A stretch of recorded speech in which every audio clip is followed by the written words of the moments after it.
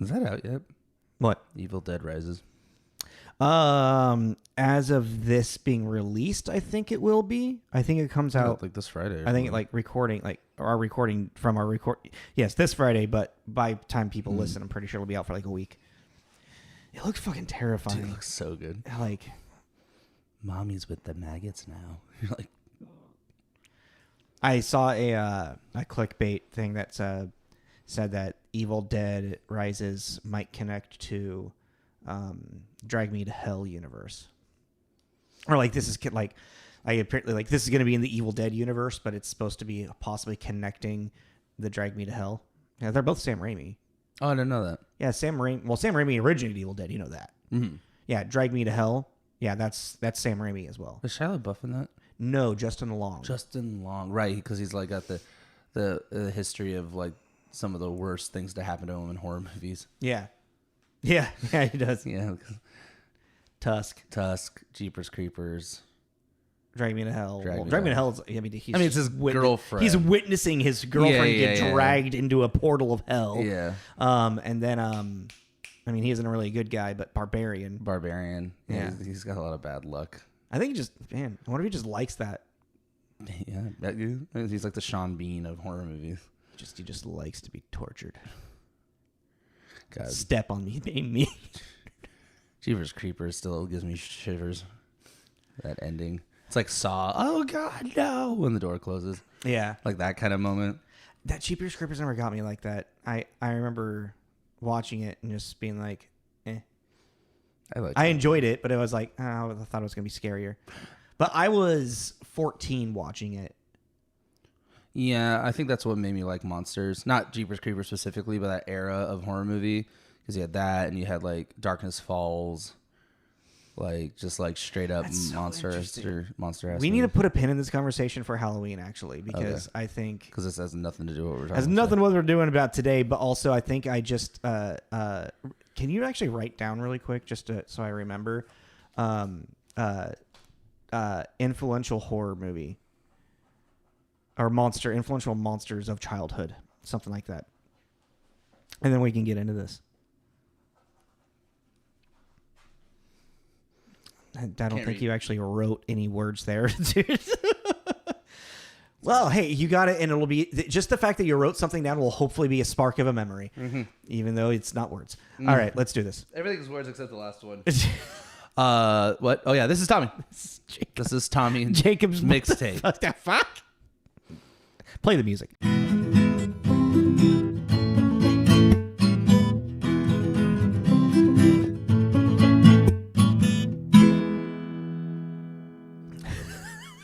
Is it from the movie? Yeah, it was from the movie. What's up, everybody? Hello. We're continuing on. Funny enough, it became like a theme on its own. Fake bands, real albums.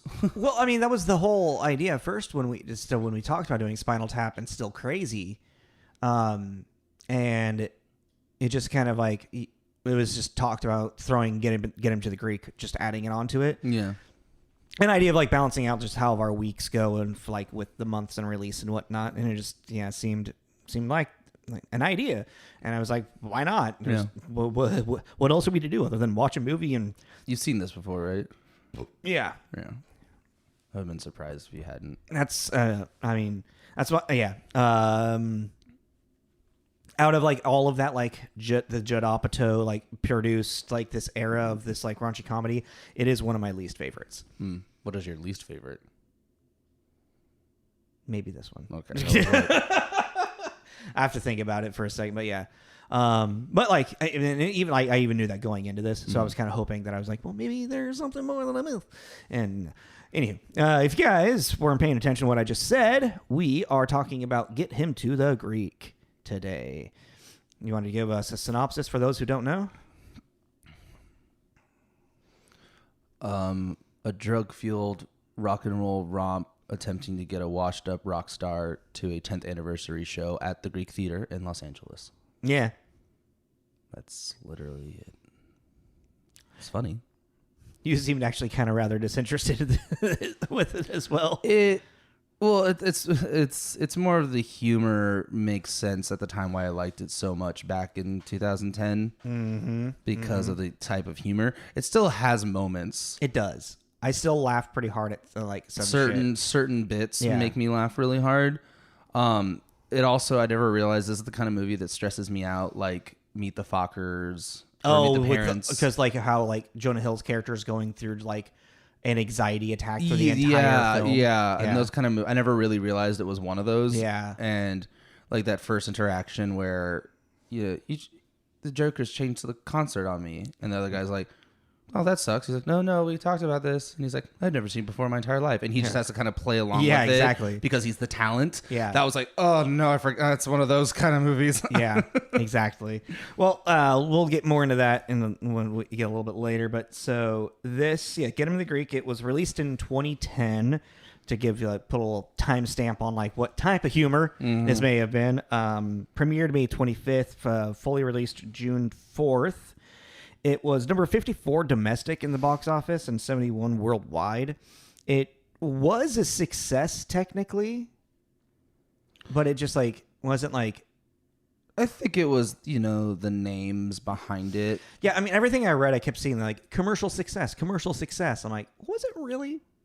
Well, I thought it was kind of weird. It had a budget of $40 million and it grossed $91.7 million. Yeah, so it made just a little bit over double it back. Yeah, but with the amount of like cameos and location shoots and everything, I was like, 40 million feels to me kind of low. I read that Russell Brand ran into Katy Perry and Pink and Christina Aguilera like backstage at like some award show, and they were like still in like pre-production for this, and just asked if they would just do like a 30-second cameo, and they just agreed to do it with him. Like I think a lot of those cameos like we're just cool, we'll do it, whatever. Yeah, like I don't think there was like any like payment or anything like that. I think it would maybe a $5,000, $10,000 stipend, something, because they are a big name. They could figure something out. But like them being in it wasn't even like originally for the script. It was just like Russell Brand, like, hey, yeah, like we're doing this thing about, blah, blah, blah. Would you like to just do a quick little cameo? Well, yeah, but even like a lot of the, like, okay, so you have the, you have the name drop where, it's Christina Aguilera playing Aguilera, Pink playing Pink.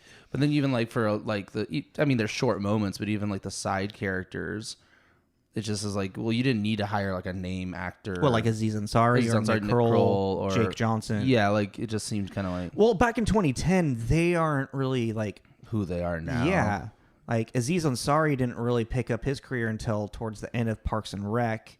I mean, he was already kind of a well-established like stand-up, but not like actor. Yeah, Nick Kroll had The League, and he was kind of well-established just like as a comedian in like that world. But I guess I'm thinking about them now. Yeah, because Nick Kroll now is fucking huge because of Big Mouth and everything that he's done post The League. Yeah. Jake Johnson is huge because of The New Girl, and and then like New Girl, that's like kind of when that was still kind of starting. Yeah. Or in the midst of, Well, like that, like just to joke, like on the humor, like that whole scene of them going into the meeting and then the meeting, that scene gets me every time. No, literally one of the funniest parts of this entire movie is P. Diddy, Sean Combs. Like he commits so well to that out of control, like megalomaniac record producer that.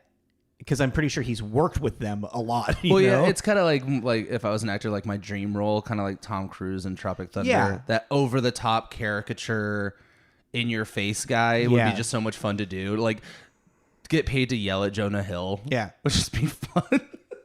It'd be fun. Like it'd be funny. Like it'd be hard to keep it together. Yeah, but yeah, he's really funny in it. Really quick for 2010, how many movies did you count? I got 59. Last time I got 60. So was Wolfman was the last one we did it. Wolfman, so this time I counted 43, but Wolfman I counted 36. No, it's funny. I don't remember seeing Wolfman on the list, so I might not have counted Wolfman. That's fair. I remember seeing Wolfman on the list. That's because I was like, that's why we did this one. Yeah. But this time around, I was noticing titles. I'm like, wait a second. And then I would click on it, and I was like, oh, wait, I have seen this. Like, one specific that just sticks in my mind is Never Let Me Go, which stars Andrew Garfield and Carey Mulligan, and they're like clones. think you've told me about this Yeah. movie. And I'm sitting there. Maybe actually I had brought it up on Wolfman as well. Maybe. But like, no, like there's just like a handful of movies I was like, oh no, wait, I recognize this name. And then, yeah. So, Well, there's also movies that. because like, no, mine went up by 7 movies. Yeah. Well, it's also like there's movies that are such a generic title. Yeah. Like, I was like, remember me. I remember you. Why? And I clicked on it. I was like, oh, that's that Robert Pattinson dramedy about 9/11 thing. I have like a vague memory of what you're talking about. Spoiler alert. Yeah. So let's just keep moving forward. So yeah, are you ready to get into director and all that stuff? Cool. So yeah, this was written and directed by Nicholas Stoller, inspired by characters created by Jason Segel from Forgetting Sarah Marshall, which Nicholas Stoller directed that. Yes. It's very interesting to go through look at his stuff. Like he has a lot of stuff a handful of stuff that he's written and directed, but like I saw like one of them that I noticed is recently the rom-com Bros, which was written by also Billy Eichner. Did you watch it? Yeah, I enjoyed it. I really enjoyed it. I think it was cute and fun. I was kind of like, Did you saw it? yeah, I was whatever about it. It was one of those kind of like this. There were moments that got me laughing, but as a whole, I was just like, I think it was like when it came out, it was when I was still working at the Cuff. So it was really interesting to just kind of like see that world that I was strangely put onto screen. You know what I mean? So I was like, oh, that's where their minds are at. Did you ever watch the kind of like on Bros? Did you ever watch the Neil Patrick Harris show? No, I haven't watched that one yet. I liked that. I liked that a lot. I have a hard time committing to shows right now. That's fair. You just want to get it over and done with, yeah. One and done, baby. But also something I wanted to bring out is Nicholas directed Stork. Yeah. Storks, sorry. Which, if you've never seen it and you like really weird kids movies, I think I have. It's so bizarre, but I love it. My partner hates it, but I think it's so funny and so bizarre. No, I think I'm getting confused with one about pigeons and the message delivery thing that with Andy Samberg doing the voice of the main character. Or maybe There is a pigeon in Storks. is Andy Samberg? Well, we let's not get stuck on Storks. But anyways, if you're looking for a weird kids movie, that's a good one. Well, I noticed as well as like Nicholas Stoller has worked with Jason Segel quite a bit as lot. well. Yeah, like 5 Year Engagement was another movie that he wrote and directed, and that's Jason Segel and Maya Rudolph. He directed Sex Tape, which is Jason Segel and Cameron Diaz. Jason Segel's worked with Cameron Diaz a decent amount too. Anywho. But yeah. You were saying Andy Samberg? Yeah. That you're thinking of. Okay, so then I think I have seen this movie. You're thinking of Storks then. So yeah, Nicholas Stoller wrote and directed the movie. I thought I had something else I was going to say about it. Oh, he's part of like he's from the Judd Apatow grow up time. Like he's a writer from Undeclared, which is that series that Judd Apatow created on MTV. So he's like part of like that whole crew of people. Yeah. And since we can just go into starring next. Actually, yeah, pretty simple for that. So nice when they're the same movies written and directed by the same person. Especially when it's like a crew. Yeah. Where you go, if you watched one of them, they did something in it. You know that they produced it, they wrote it, they directed it, they acted in it. One of them. Pick one. Yeah. Our lead man is Russell Brand, who plays Aldous. Which this is the character that was created by Jason Segel in Forgetting Sarah Marshall. Yeah, so Aldous is in Forgetting Sarah Marshall, and this, but in Forgetting Sarah Marshall, he's sober. Yeah, well, he starts out sober at the beginning of this. Yeah. But like to get to the drug, he's not that. He's not the new age hippie. Yeah. That he is in Forgetting Sarah Marshall. Yeah, exactly. But also like. I can't remember. Was he talking about writing African Child in Forgetting Sarah Marshall? I don't remember, honestly. That'd be funny, though. Like, I was sitting there, I'm like, is that... I kind of wanted to go back and rewatch Forgetting Sarah Marshall, but it's like, no, I need to focus on this. But, yeah. Yeah, so he... Like, his whole thing is, like, he kind of, like, loses everything, so he spirals back into... He falls off the wagon. Yeah. He was in the remake of Arthur. He was in Penelope, which I don't remember him in Penelope.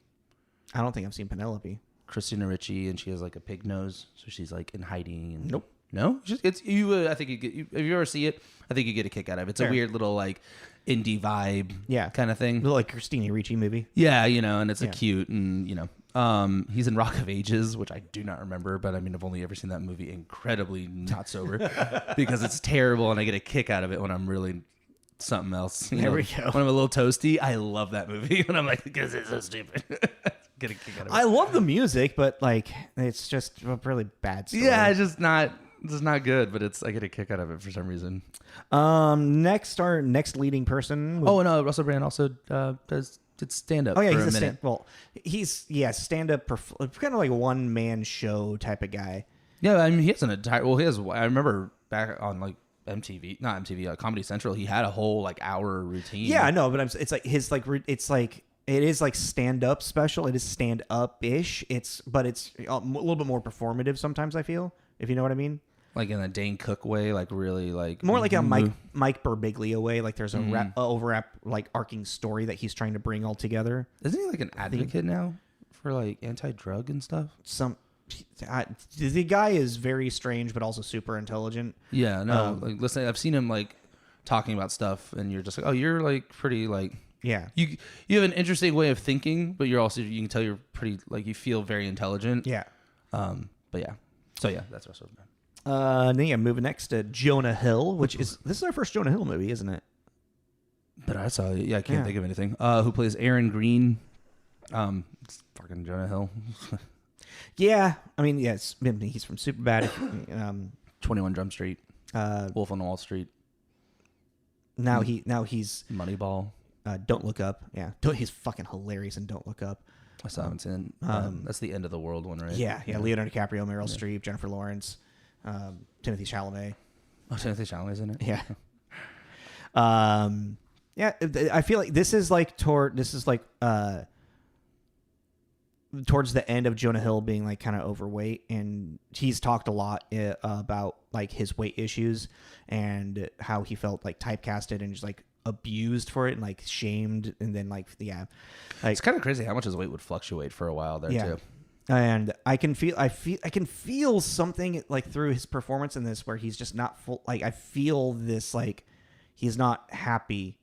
Like as of like the performer is just not happy. Mm-hmm. This character's not happy, but it like I don't know. There was just like I think maybe my knowledge of knowing this is like towards the end of him like him wanting to make a big change in his life type thing. Yeah. Slim down and like mentally just be like more healthy. He has a really cool documentary on Netflix called Stutz that is about the psychiatrist that he went to really like that he's interviewing. Yeah. Yeah, I heard about that. And I think I still need to watch it, but the little bits that I've seen and like I think at Two Bears or something we're talking about it. Oh, really? I think so. Don't quote me on that. That's fair. Just like because the whole is like it's about approaching life in a different way, in a non-destructive way. Mm-hmm. So, well, it's also even with this movie too. There's never really any kind of like any fat jokes at his expense. Nothing that popped out to me. No, yeah, there isn't.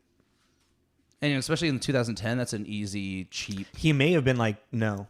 Yeah, like don't. I can't do that. But even with the writers too, it's like them all working together. Yeah, it's like they're friends. Like maybe they were just like, no, we're not gonna make fun of your weight. Like, yeah, it's stupid. Because it is. It's like in 2010, it's an easy, cheap joke. Exactly, and you would expect that in a movie like this, actually. So that's very kind of interesting that nothing popped out to me. Yeah, yeah. Going into our female leads, the girlfriend roles. Yeah. You have. Who do you want first? Rose Byrne. Yeah. Rose Byrne plays Jackie Q, which it's so funny to this day. When I see her, I'm like, Jackie Q. Nope, that's not her name. Her name is Rose Byrne. I always forget that she's in this movie and is that character. Yeah. Like when it started playing, I was like, wait, is that Rose Byrne? Oh yeah, that's right. She is in this. Rose Byrne, Insidious, Neighbors, which was also directed by Nicholas Stoller. Yeah. I like her in Bridesmaids. Ow. And I kind of think of her more from X-Men as the agent. Yeah. I'm trying to think. I don't know what I always associate her with, actually. For me, it's X-Men or Insidious. I think it might be Neighbors, actually. She's pretty funny in Neighbors. She's fucking hilarious in Neighbors. All right. Then next is Aaron Green, Jonah Hill's partner, played by Elizabeth Moss. Daphne. Yeah, this is kind of like a out of left field role for her because I feel like she's always a lot more in dramatic roles. I didn't recognize her. Really? I don't know what it was. I don't know if it was the short red hair, or it took me a second for it to register that it was Elizabeth Moss. Yeah. Who? Mad Men, The Invincible Man, just recently out, Handmaid's Tale. Girl Interrupted back in the day. Yeah. It says it also has credited Us. I'm trying to remember who she was in Us. Oh, is she the next door neighbor's wife? Yes. Yes. They get the white couple. Oh, that fuck the police plays while they're getting murdered. Yeah. Yeah. I shouldn't laugh at that. That's a joke, right? I feel like that was on purpose. No, it's made. Yeah, it's totally on purpose. Okay, yeah. Jordan Peele knows what he's doing with that. Yeah. Yeah. Like we said, Diddy. Yep. Who plays the boss producer guy, label guy. And then Colm Meaney, who plays Russell Brand's dad, Jonathan Aldis. Yeah. And then there's, like we were saying earlier, there's a bunch of cameos. Handful of cameos. Jake Johnson says the jazz man is probably the funniest. TJ Miller as the heroin dealer. Yeah, the hotel clerk heroin dealer. I didn't recognize him. Not until he Why wouldn't you drop me off by the door?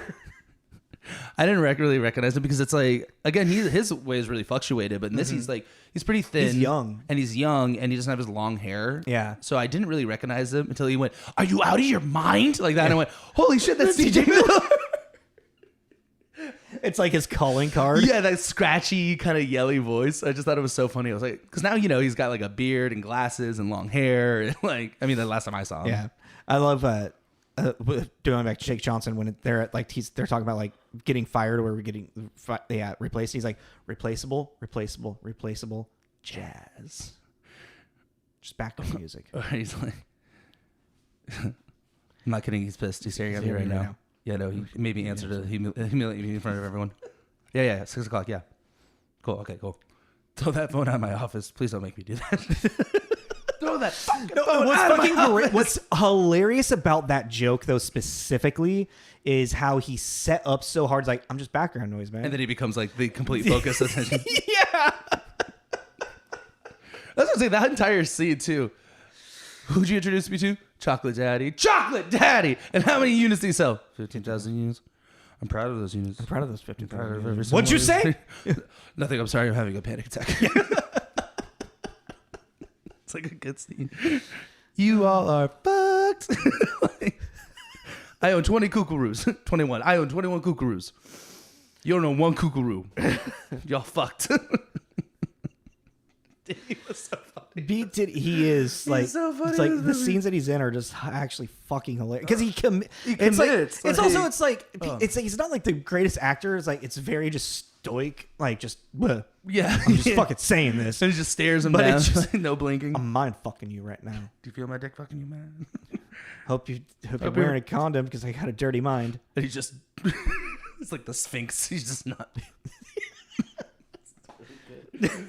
It's really good. Gets hit by the car. Why are you stopping? Keep going. Oh shit, he's gonna hit somebody else. Why are you stopping? It's good. It's really funny. All right. Let's go into what reviews you found for this. Yeah. Okay. Oh, I'll say, I guess, really quick. So, I was surprised by the ratings on this. Okay. I didn't like. I know. I don't look them up until you tell me so. So it had a 6.3 on IMDb, a 73% tomato meter, and a 62 audience score. And I don't know, maybe nobody's really reviewed it or rewatched it since it came out. That's probably. I do feel like this movie just kind of came out and then. I think also too, you gotta, like we were saying earlier with the name, I think a lot of Apatow fanboys and fangirls probably. Well, but no, a 73 tomato meter. That's critics in general. Yeah. Like I was surprised that the critics like I was expecting like a fucking 50 something tomato meter. Well, like here, positive 27, 12 mixed, and 0 negative, which I was very surprised by. I mean, I'm mixed on that feeling. What do you mean? Because of like this, like it is like a sound like construct of a story, like script and whatnot. It's literally more of just like the jokes, and it feels kind of like empty. It's not empty. I don't know. You do your reviews. Do your reviews. So 100 out of 100 for the positive by Mick LaSalle. 100 out of 100. San Francisco Chronicle. So comically fertile and yet so grounded in the reality of its characters that it's really kind of a marvel. I mean, what that statement is true, but 100, like, yeah, let's put this next to Citizen Kane. Like, 60 out of 100 with Chris Hewitt at Empire. Like most of the recent exports from Apatown, Get Him to the Greek, aka Russell Brand's My Filmy Wilmy, is patchy, but home run hilarious from time to time. If only it didn't detour into darkness so often, this could have been a genuine treat. I picked that one because I don't agree with the last part. Yeah, no, that's like, kind of the point of the movie. Yeah, no, the point of the movie is to like go into that dark part because that's what his Aldous redemption Snow. arc. Well, and Aldous Snow, like he's like he needs to crawl out of that, and he keeps getting like knocked down a peg even more and more in this. Well, it's like, do you want to just watch him be an asshole destroying everyone's life? Because go watch Arthur then. Yeah, I guess. Yeah. I mean, yeah, it's just I was like, well, I mean, to me, that's kind of I forgot about that kind of heart by the end of the movie. Yeah. I was like, oh, yeah, there's a little bit of like a thing to it. It kind of comes out of left field because I feel like they didn't pace it right. Yeah. But there is like a heart to it. But that's pretty much all I picked. Oh, okay. Because they're all kind of like the same thing. Kind of the same thing. Yeah. I mean, like 58, like the lowest is a 50 out of 100. Andrew O'Hare at Saloon. An uneven but surprising movie, often not religiously funny, and just as often completely flat. Yeah. So. Well, I noticed like on Wikipedia that Roger Ebert gave this like a 3 out of 4. Like, I didn't even see his name. What did he say? Let's go onto the Wikipedia one. Wiki page. Here he is. 75 out of 100. Under the cover, slapstick, cheap laughs, raunchy humor, gross out physical comedy, and sheer exploitation. Get It to the Greek. Also is fundamentally a sound movie. You see, yeah, and that's kind of actually like that's actually a pretty good one. It's really really like sheer exploitation. Yeah. Like that's the thing is like this movie as it like progresses through for like a story and like for plot points and plot line point to point to point to point makes a lot like it's logically there and like it doesn't like the ending kind of seems a little bit rushed but like Aaron kind of stepping up to PJ he's like no he needs help and we need to stop shoving pills down his throat and you know it's like the man wants to be sober but he doesn't know how to right now. Well, that's a good point too. It's like you're talking about that ending where like you know, Aaron finally stands up and sees Aldous for the man he could be, wanting to redeem himself. Yeah. And then, but like the stark opening, like, okay, if you want to know the humor of this movie, just watch the first couple minutes. Yeah. And it is tone deaf, but it is meant to be tone deaf. That's the thing is like, so basically at the start of this movie, it is Aldous and he is doing a music video for his new album called African Child.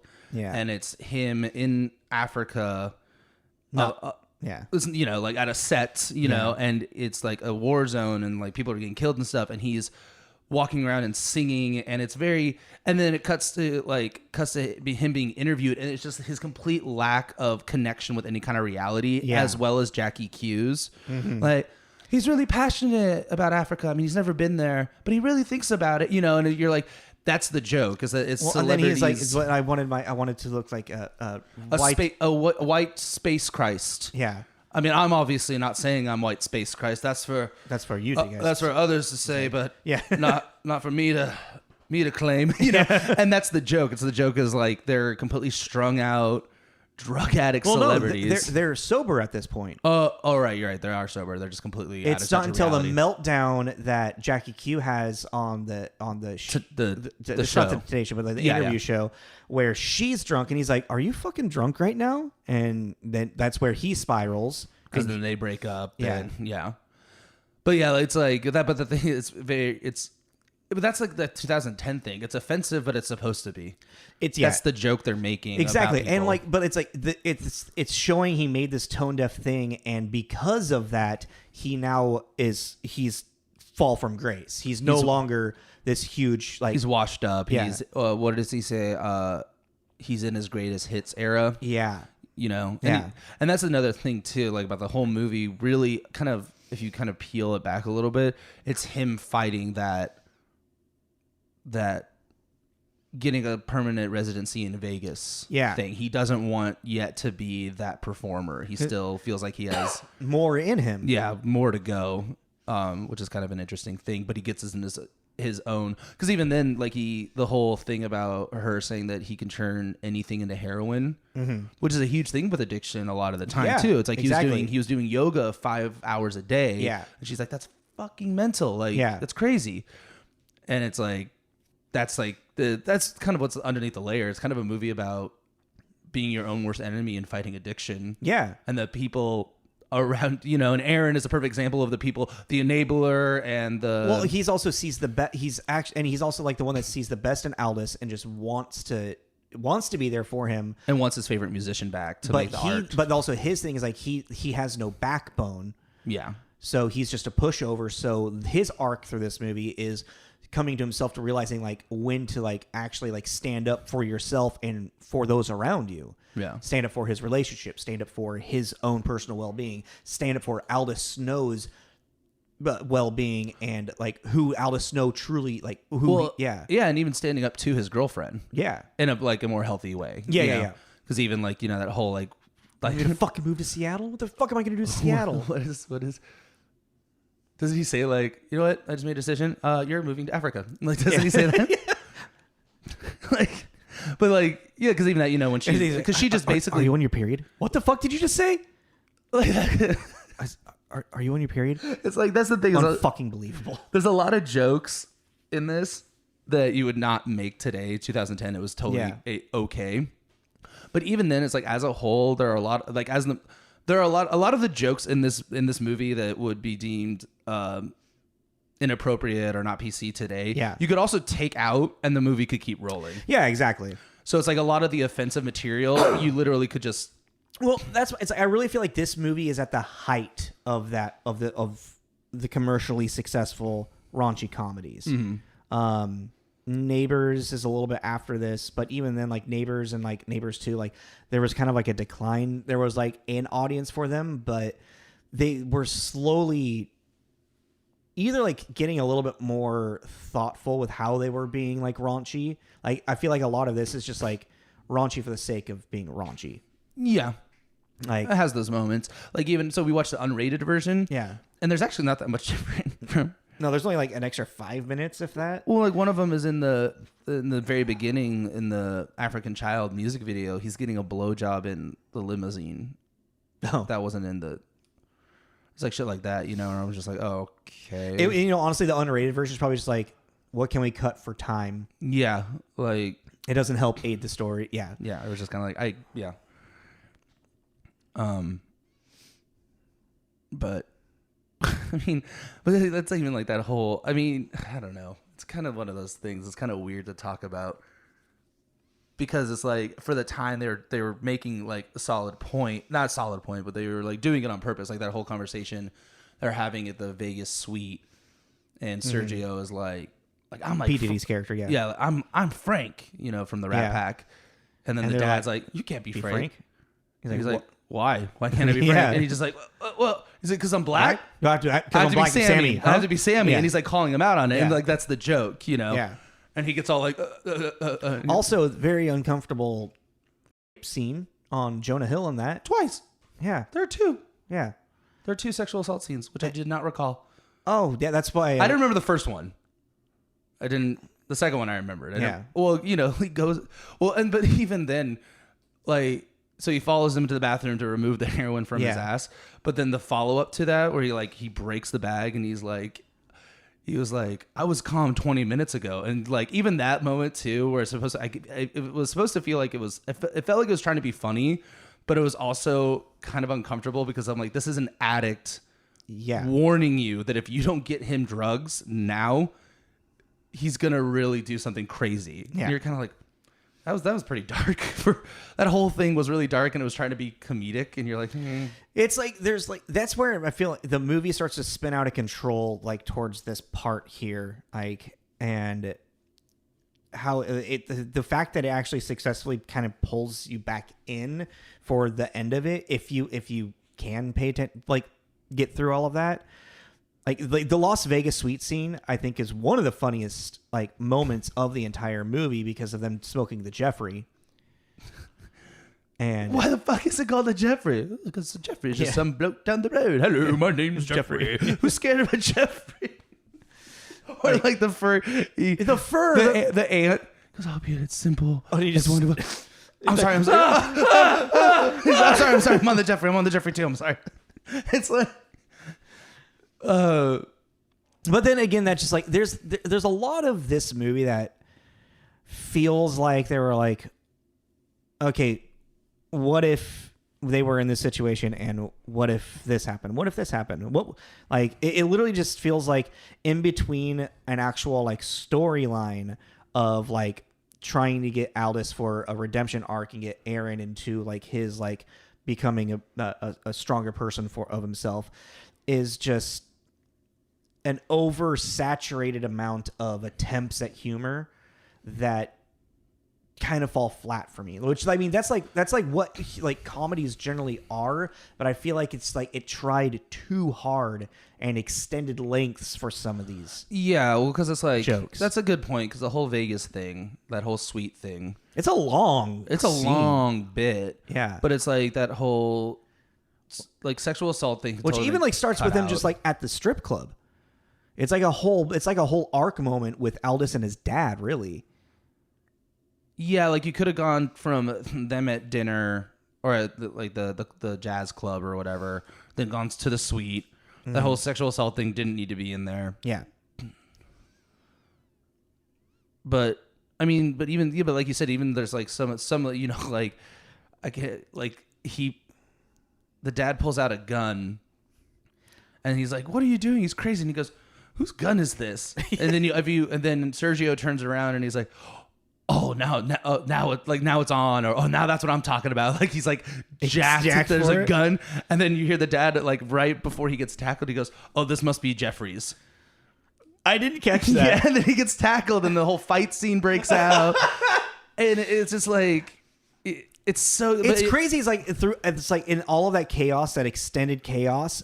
I'm laughing through it all, but at the end of it, I'm just kind of like, what is the point of all of this happening right now? That's a good point. A lot of it's just oversaturated. Yeah, this is funny. This is funny. This is like, well, you're also not giving the joke a minute to breathe because you're doing so much like in this, you know. I mean, because that's like, yeah, a lot of shit happens in that, and then the EpiPen, yeah. Apparently the "I'm alive" thing was like he just said that. Oh, it was just improv. Yeah, it was thank you, improv. Please run. Actually, one of my favorite scenes is when they're after they're in the car heading to L.A., but Jonah Hill, Aaron has like the adrenaline. Yeah, he's like, "Don't you fucking see it's coursing through my veins." And Aldous is like, "Aaron, you're being very rude. Let me sleep." And he's like, No. Like it's so. But even then, it's like such a simple little thing happening. That scene gets me every single time. But I mean, what's great about that is that it's a coherent connection, like from one point to the next point that carries the story, and then also starts to bring like a vulnerability out with the characters as well, which is where we need the story to be going. And Aaron is like standing up for himself, actually, like, "No, you've been torturing me for 3 days. You're gonna stay up and talk to me." Yeah. But yeah, that's what I thought was that's the thing that I keep kind of like, and I'll say it one more time, and if you catch me circling again. But it's just interesting because it is the 2010s, and there is some like really. They said that moments in it, like that whole scene when I love all of his music except African Child. You love African Child. Your mama loves that album. Your girlfriend loves that album. You brush your teeth to that album. Do you like African Child? Hell no. No. That's the most racist, condescending piece of shit ever made. Yeah. Don't you ever fucking ask me? Like that? It's funny, but it's just like there are moments, and it's like a lot of them just you could just cut out, and like funny enough, like if I guess what I'm talking about is like if this was ever put on TV.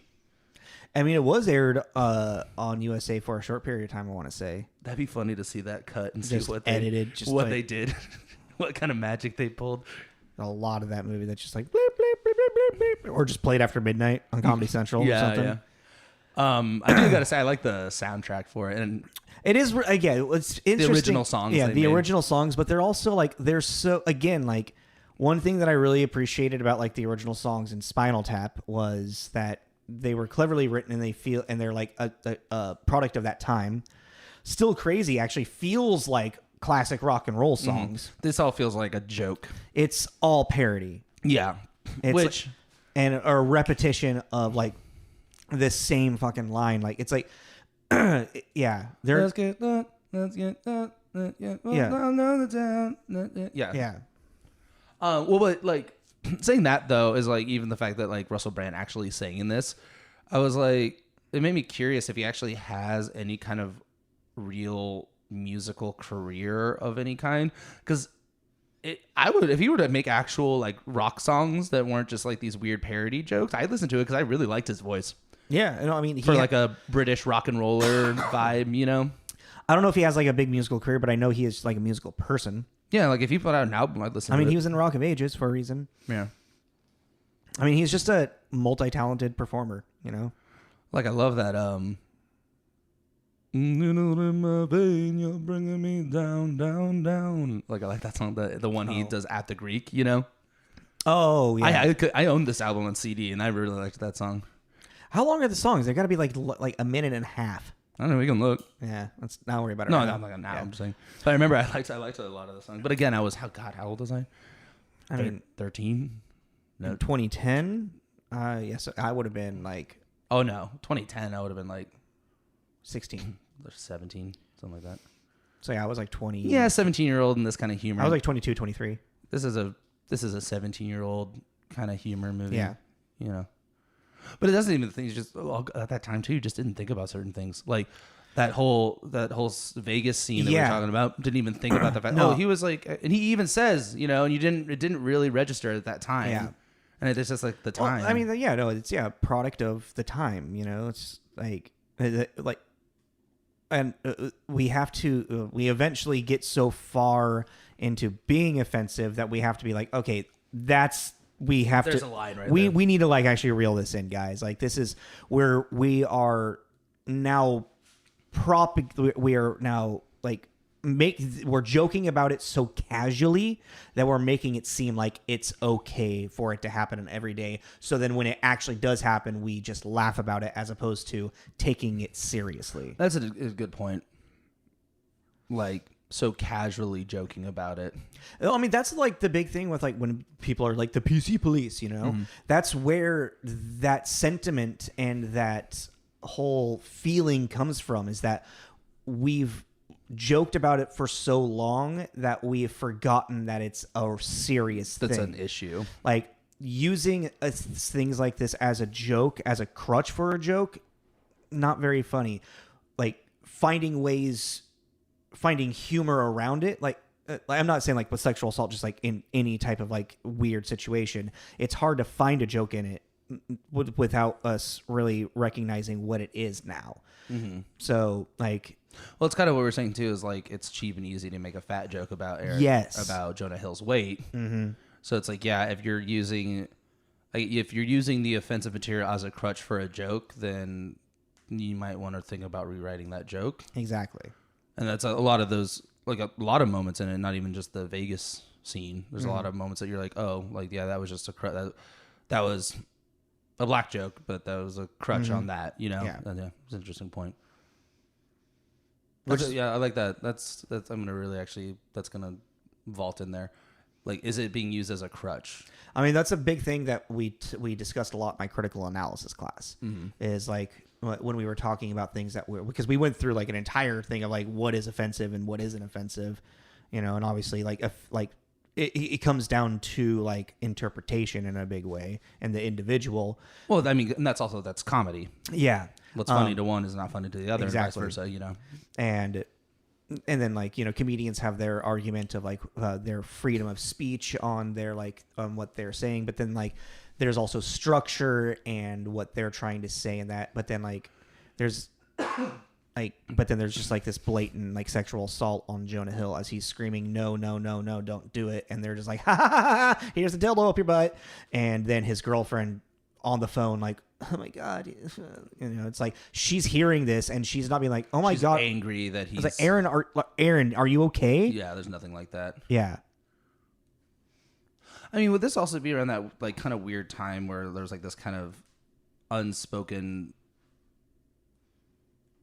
men can't be sexually assaulted. Unspoken mindset. And that's, I think at this point in time, that's the humor in it is that, it's a man getting sexually assaulted. Yeah. That's the crutch of the joke. And that's what makes it funnier. Yeah. Even though, that makes it even kind of worse that we're thinking that men can't be sexually assaulted as we witness it. Yeah. Isn't that fucked? Yeah. That whole scene. I don't know how that made it onto the... I mean, was that in the rated version? I don't remember. Yeah. It was, right? Yeah. And it's also like on Wikipedia, it's brought up that scene specifically as like a huge criticism on the movie. Yeah. I mean, just like from a tone deaf, like you said, the beginning of the movie, it sets up that you're watching a tone deaf movie. Yeah, there you go. Like seriously, it's like if you can sit through that whole music video bit and you're like, I hate this, you're not going to like anything in this movie. Nothing. Yeah. But that's why, like, when we were talking about what we were doing a review on it, I was like, okay, sure. This has got some weird shit in it. Yeah, but we can't avoid movies. Yeah, it's true. And, like, yeah. But it's like, even then, it's like, I like that we reviewed this movie because I like that I never thought about, like, are you using this thing as a crutch to make a joke? Yeah. Or do you have something to say about it? Because even, like... Exactly, yes. Because that whole beginning scene with the music video is, you're like, holy shit, I can't believe they're doing this. But there's an actual like point behind it. Yeah, but then with them, their interviews, you're like, oh, you're setting up that these are completely out of touch celebrities that they're moronic at this point. They're so out of touch. Because even he's like... They're so out of touch they don't realize how tone deaf they're being. Yeah, and that's kind of the... And, there are celebrities like that. So it's like, that's... Very much so, yeah. They're making a joke about the celebrity. A commentary. Yeah. And so, like... And that's what this whole movie is supposed to be, is more of a commentary on the out of touch pop star, rock star, but then them reclaiming fame out... Like, there's... like, I guess his punishment from his tone deafness was his... drop in record sales, and then he fell back into off the wagon, which is an unfortunate thing. But like his redemption is just like, and now people like me again, Yeah, I like him telling off Ulrich. Lars Ulrich. Yeah, Ulrich. Oh, yeah, another go screw Napster, you Danish twit. I was like, oh man, I forgot about that. There was also the Eminem thing. Did you catch that? No, I don't think so. I can't remember who it was. Was it the Stones? I can't remember. It was one of those. I can't remember. There was a band, and they had it like in their contract that there would be a bowl. Oh, I thought you meant like Eminem himself. No, like at the airport. It was Skittles, and they wanted to have like specific ones removed. No, it was M&Ms. All the brown M&Ms removed, and that was a way of telling if their contract where their stuff was actually being read. Yeah. I mean, that felt like that was on purpose. Did they bring that up in the movie?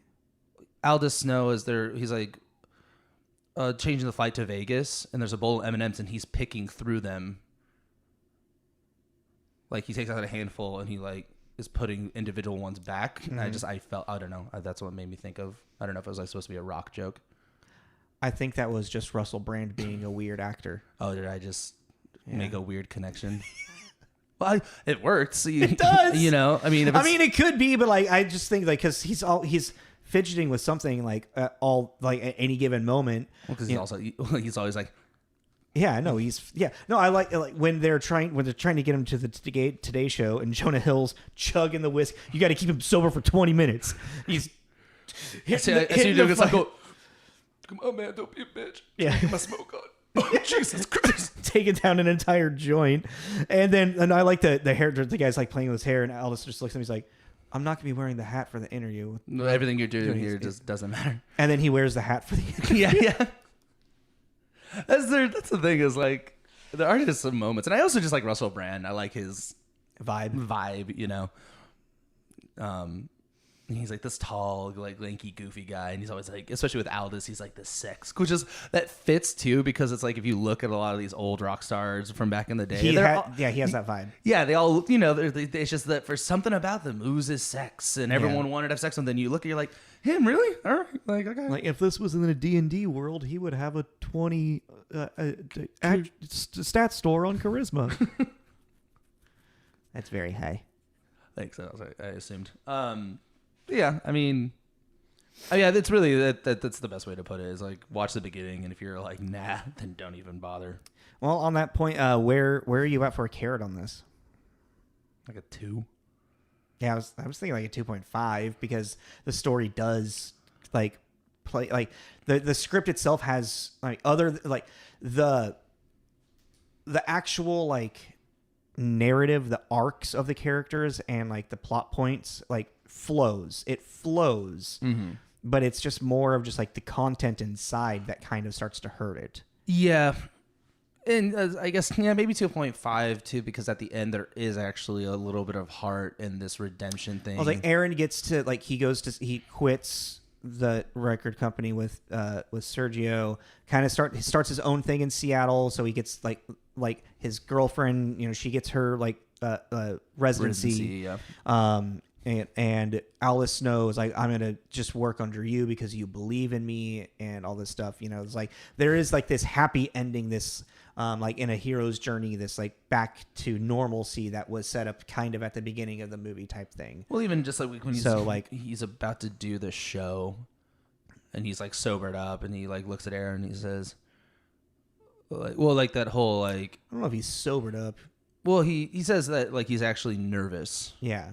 But like, he's been. But that makes me feel alive. Yeah, it's good to feel something. Yeah, and he's like, I miss it. Like I like it. Like I like that I'm nervous. And then he goes on stage and he looks back at Aaron. And he makes like and then he gets his rocker face on. Like, all right, let's do this. Like I'm scared, but I'm gonna do it. And there's just like a little. You're like, oh, okay, a little bit of vulnerability. Yeah, and I liked that after this whole. And it's long after the last hour and 45. Like a fucking 2 hour long movie almost. After this ridiculous journey to get to that point, you're like, okay. But that's also with this whole crew. There's a lot of movies that, end up that are this raunchy, weird thing. And then they actually end up having like a little bit of heart at the end there that you weren't really expecting. That's kind of the... I feel like a lot of these, like from this era, the ones that stand out the most, that have the best is Superbad is definitely number one. Like Superbad, I think is just an amazing script and a wonderfully told story. And in the raunchiness, I was kind of liked in the raunchiness in a really big way. Like in comparison to this,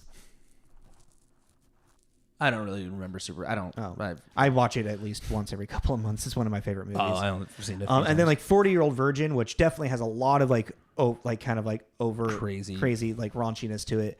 But then that sweetness of him being a 40-year-old virgin and him just trying to navigate a real like adult relationship that can have sex, but he doesn't know how to. It's like that's... I am Aquaman.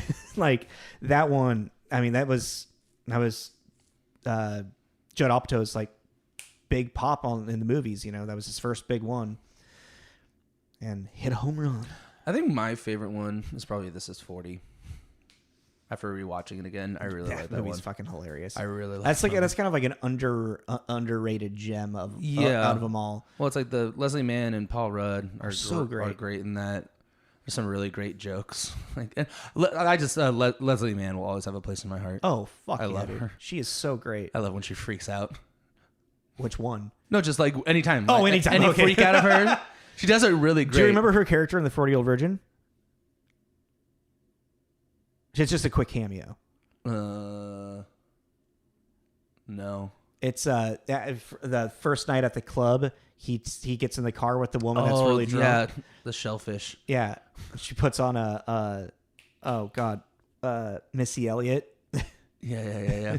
She's driving all over the fucking road. Yeah. Oh god. Okay, we need to wrap this up. So what do we decide on? 2.5. 2.5. Yeah. And content warning, I guess. It's 2010. Like, Also, content warning at 55 minutes into our podcast. If you got to the end of the podcast, by the way, there's a content warning of this movie being really tone deaf and insensitive.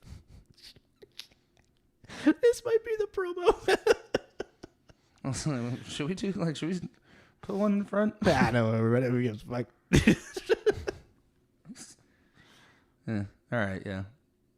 You seem defeated now. I'm sorry. Did I? No, I just didn't really think about it. I mean, honestly, the way that we talk about these things with enough like care and thought, I feel that the content warnings, unless it's something super, super, super like triggering. Yeah. Do we know what we're doing? Nick?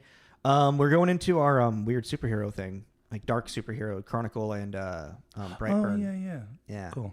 All right. So yeah, like, subscribe, comment. Let us know if you like this movie.